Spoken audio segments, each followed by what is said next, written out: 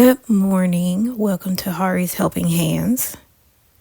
My name is Hari G. Darcy, and today we are going to talk about the spectrum of communication from gentle to direct.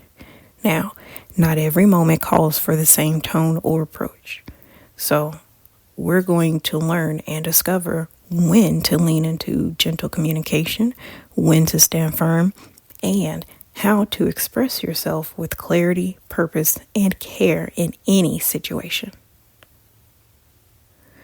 When we hear phrases like, be gentle, say it nicer, be direct, just spit it out, or just be honest, you don't have to lie about it.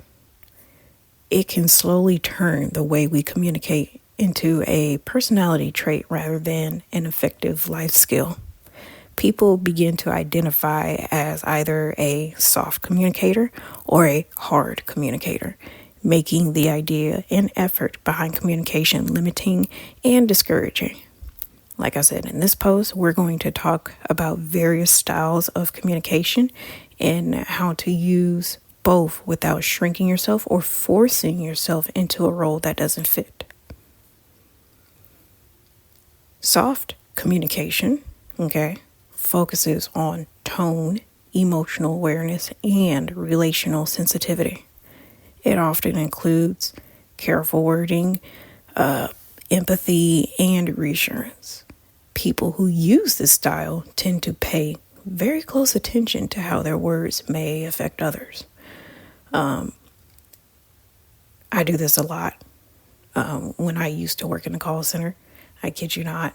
You would have to pair soft communication with active listening. So that way, when the customer calls in to pay their bills or if they have a problem, they feel heard. And it's easier for you to ask the probing questions to get the answers that you need so you can help them better. Soft communication is useful in moments involving vulnerability, emotional repair, or conflict de-escalation. I love de-escalating any situation, whether if it's on my job, at home, whatever. I love de-escalating the issue. It's just something about seeing somebody go from, "Grr, I'm cranky," to, "You know what? Thank you for listening to me." It makes me feel good. I know using those traits, the vulnerability, emotional repair, conflict de-escalation, it creates space for feelings and can reduce defectiveness. Soft communication is useful in moments involving vulnerability, emotional repair, or conflict de-escalation. It creates space for feelings and can reduce defensiveness. In healthy settings, it supports trust and openness. However, soft communication becomes unhelpful when clarity is sacrificed. Needs may be softened into hints. Boundaries may sound optional. Important messages may get delayed or even diluted. When those things happen, the speaker may feel unheard, drained, or resentful. Not because they communicated poorly, then again, they probably did, to each their own, but in general, because they over-prioritized comfort at their own expense. Soft communication is not weakness, but it should not require self-erasure. Now, we're going to transition from soft communication to hard communication. Hard communication emphasizes clarity, directness, and efficiency.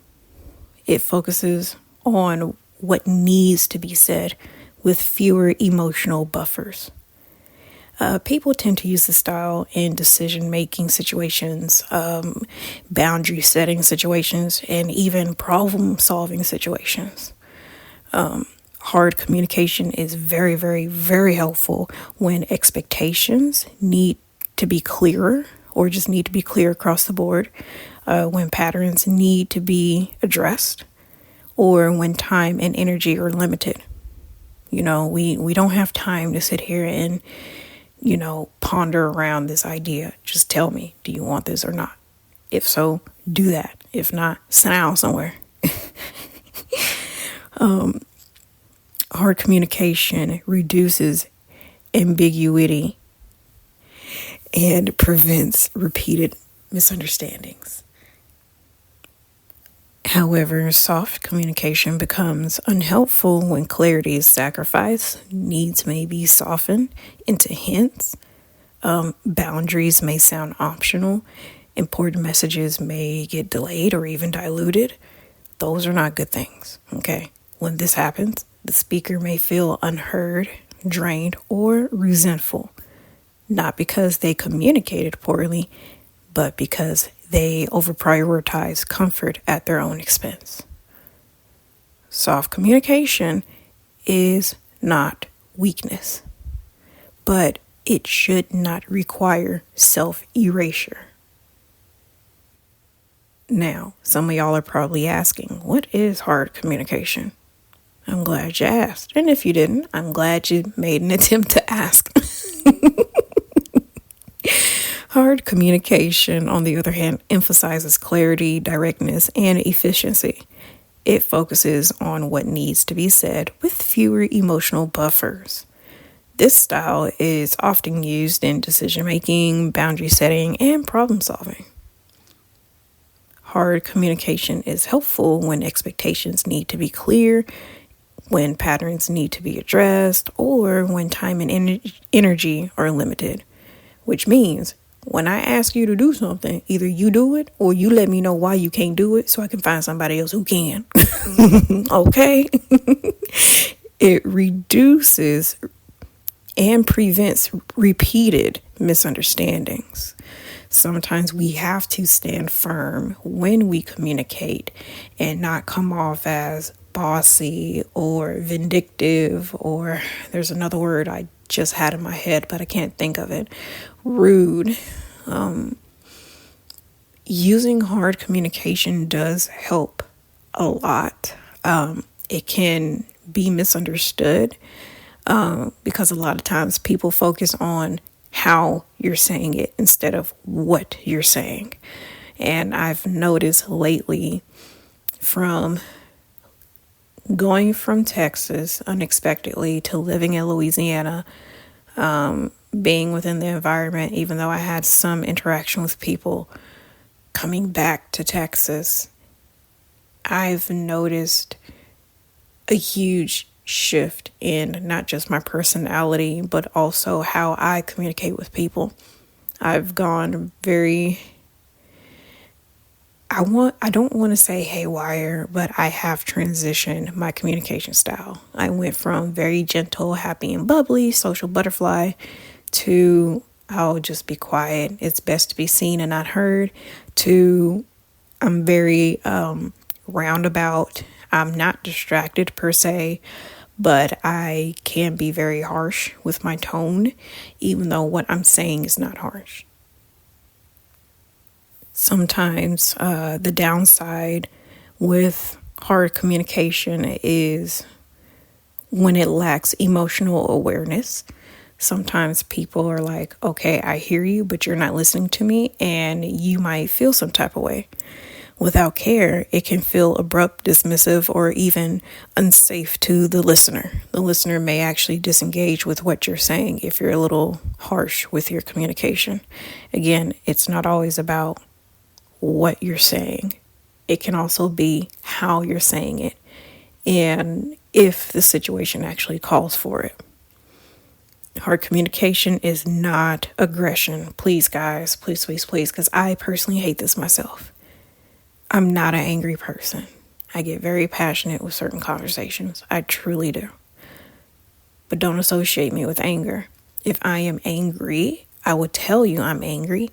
And if I am comfortable enough to tell you why I'm angry, then boom, there you go. Don't give me any other feeling if I haven't expressed any other feeling. But like I said, hard communication is not aggression, but it should not disregard impact. Okay? So always be very mindful with what's coming out of your mouth. Yes. We're always practicing mindfulness and being kind and things like that. Me personally, it is okay to be truthful. It is okay to be blunt. It is okay to back away if somebody's just not getting it. But it is not okay to be rude, to be spiteful. As how I usually say it at home, it's not okay to be a booty hole. It is not okay. All right. So speaking of things not being okay or being a little more mindful with what comes out of our mouth, one common belief is that soft communication is safer. Another is that hard communication is more honest. Neither is automatically true. Safety comes from consistency, clarity, and respect, not from tone alone. Honesty comes from alignment between words and intention, not from bluntness. Another misunderstanding is that people must communicate the same way to understand each other. In reality, understanding improves when people explain what they mean, not when they copy each other's style. So I'm here to let you know what I'm noticing, and I'm trying to communicate that with you. Excuse me, guys. I'm not here to mirror your communication style to get your attention. That's not going to help us. It's not going to help you recognize my communication style, and it's not going to help me de-escalate any situation that may need to be de-escalated. Sometimes I will mirror the treatment, but only to show you this is how you're treating me and it's not fair, or this is how you are treating me and it is fair. Because sometimes, if you give out kindness, kindness is going to come right back to you. If you give out unkindness, well, obviously unkindness is going to find its way back to you one way or another. So there are times where it is okay to mirror, but in general, it's always best to just be yourself. Even when you are communicating a different way, it is still best to be yourself. It's hard to find the right people to understand your communication style, but I never said it's impossible.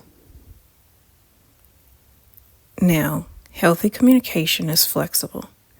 It adjusts to support the speaker and the listener. Balance in healthy communication does not mean meeting in the middle every single time. Trust me, it is okay if y'all have your differences. Hello. Let's agree to disagree. That shows maturity. It does. It really does show maturity. It is okay to agree that y'all disagree. You don't have to agree on everything. You don't have to be in the middle every single time. It means being able to communicate clearly and humanely.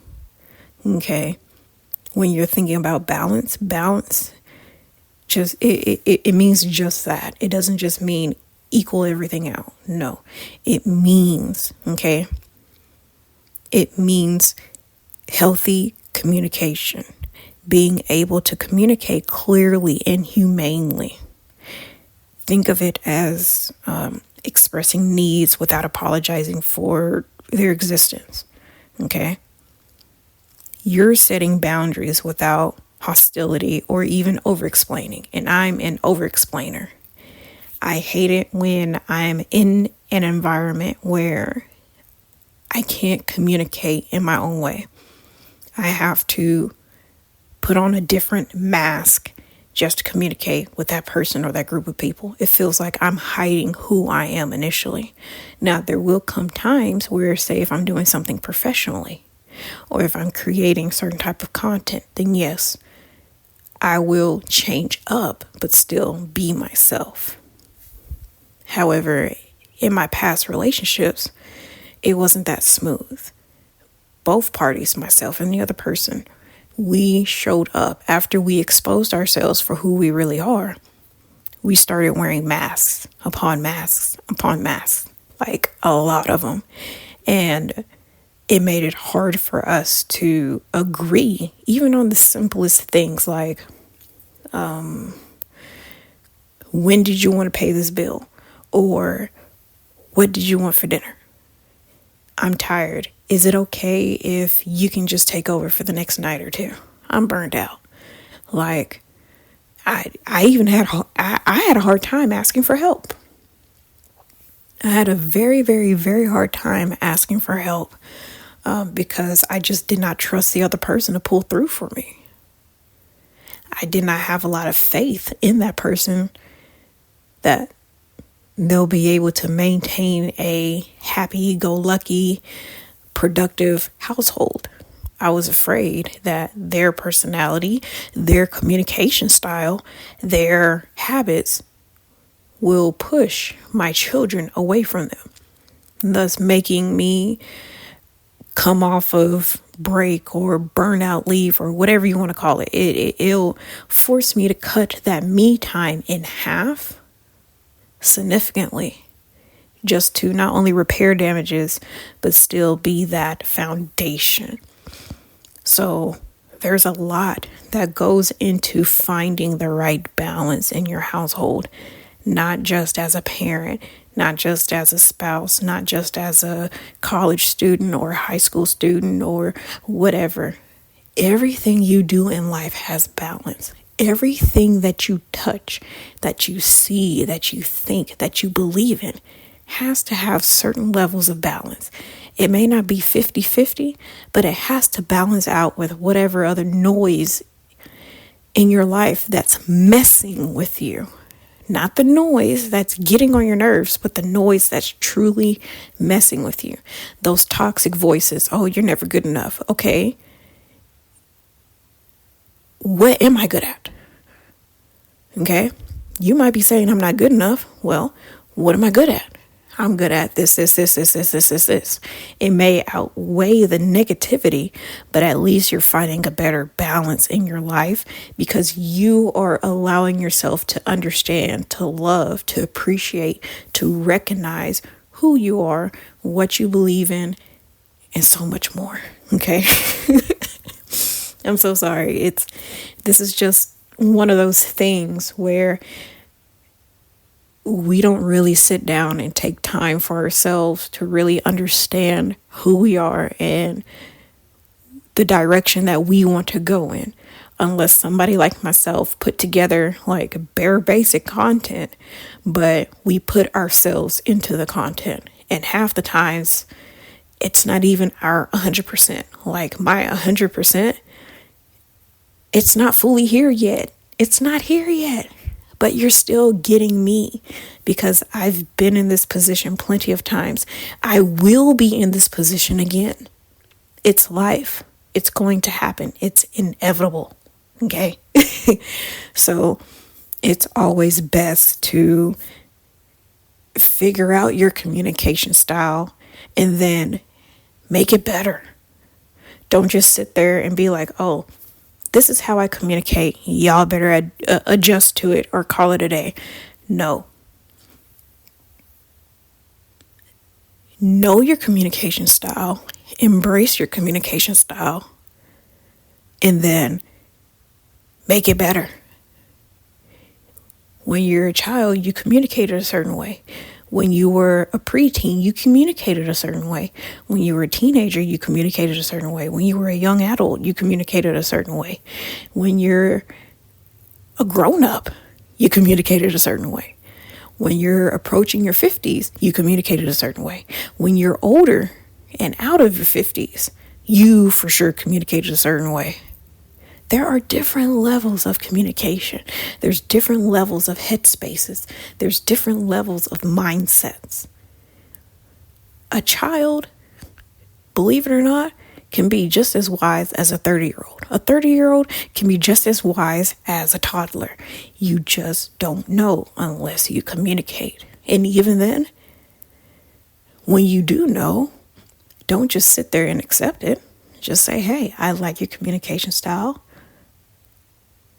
I've noticed that you're working hard in this area. Try this. See if it works out for you.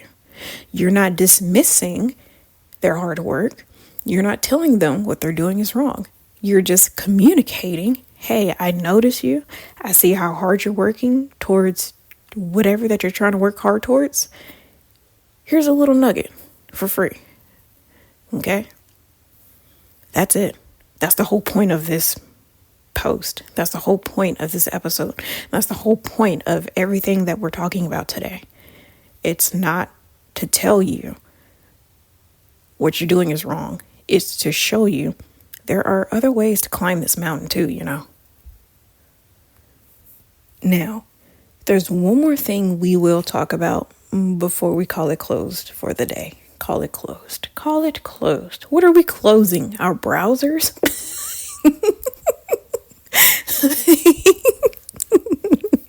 Okay.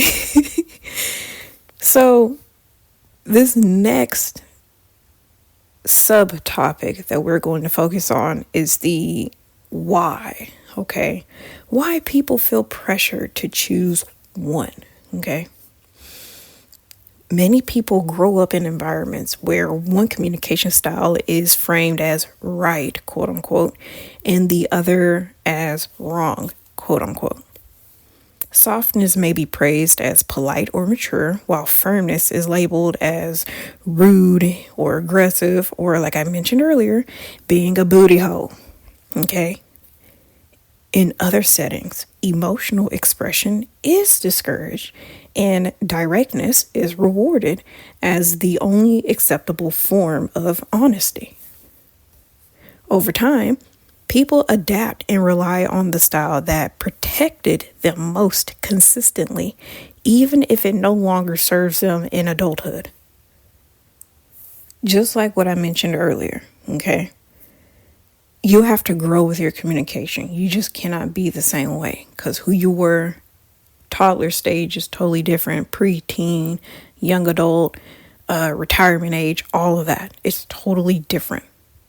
Even the communication style that you used to use to protect yourself, when you're in an environment where you know for sure you're safe and you can be you, it's time for you to peel that armor off, boo. It's time for you to let go. You're just going to have to. It's going to hurt. It's going to suck. You're not going to want to do that at all, but you have to. I have to. My children will need to do that. They're doing it right now as we speak. Transitioning from being homeschooled for 5 years, going into a public place, public school. They had to rip that armor off real quick. Unfortunately, I did throw them to the wolves. But they're strong. They're very smart. And I'm very proud of them, each and every one of them. And they bounce back quicker than what I've expected. They went from failing grades, D's and F's, to A, B honor rolls within 2 weeks. Within a solid month, they caught up to speed along with everybody else. And in different subjects, they're just surpassing their classmates. They're surpassing their peers. And I'm proud of them for hanging in there and doing what's needed to be done so they can be successful. I don't care if they're at the top of the class. I care about their success. I care about the things that they share with me one-on-one. Hey, I have a dream of being A, B, C, D, E, F, G. Okay, I'll support you. Let's go. Education first, knowledge first, because people are willing to pay so much money for knowledge. People are willing to open up so many doors for knowledge. Keep that beautiful, bubbly personality. Keep that stone cold looking eyes. Just keep it, because that's you. And when you are ready to change, when you are ready to adjust, when you learn which style keeps you safe, accepted, or in control, then you grow from it. See, The problem is that many people don't realize they're operating from old conditioning until they feel misunderstood, resentful, or even disconnected after a conversation. My kids were like that. I was like that, especially coming back home to Texas. I was very, very, very angry. Very angry indeed. You couldn't really sit there and have a phone conversation with me without me going off the wall. I went from Justin Bieber to Little John real quick. I went from PBS Kids to, oh my God, no.